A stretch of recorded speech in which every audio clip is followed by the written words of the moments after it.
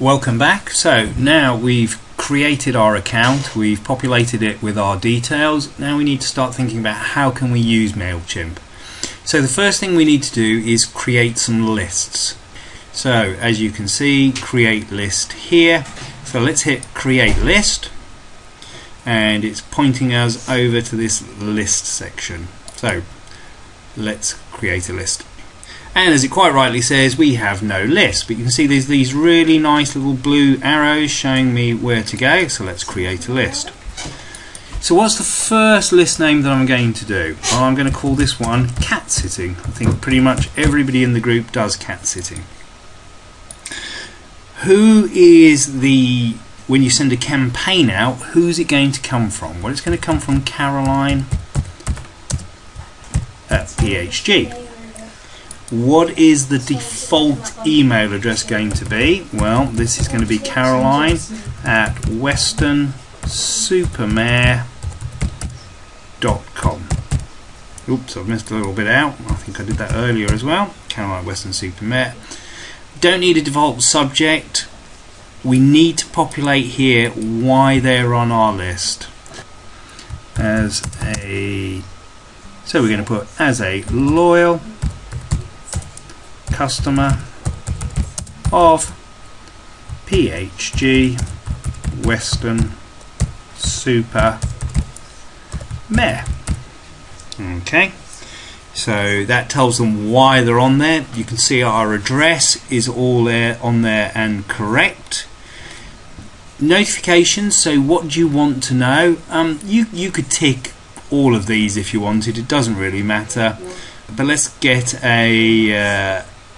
when people subscribe and when people unsubscribe.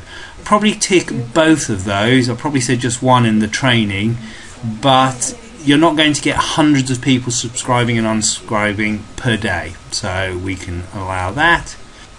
And we want to allow people to choose which format they can receive.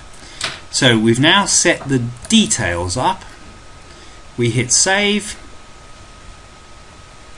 Okay, and it's showing you here, quickly add a subscriber to your list with the add subscriber button. Okay, so let's add a subscriber. You can see our group here, nobody in it at the moment.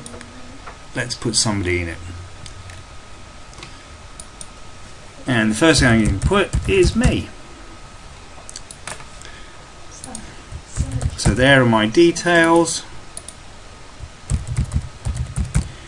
If you know what type of text they can accept, you can fill it here. I'm good with HTML, and I have given you permission. So again, from a legal requirement, it's very much now with emailing and spam, are you allowed to do this? And then we hit subscribe.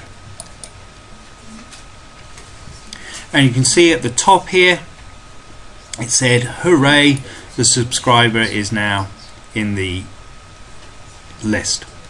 When you do this, it does take a little bit of time for them to come through.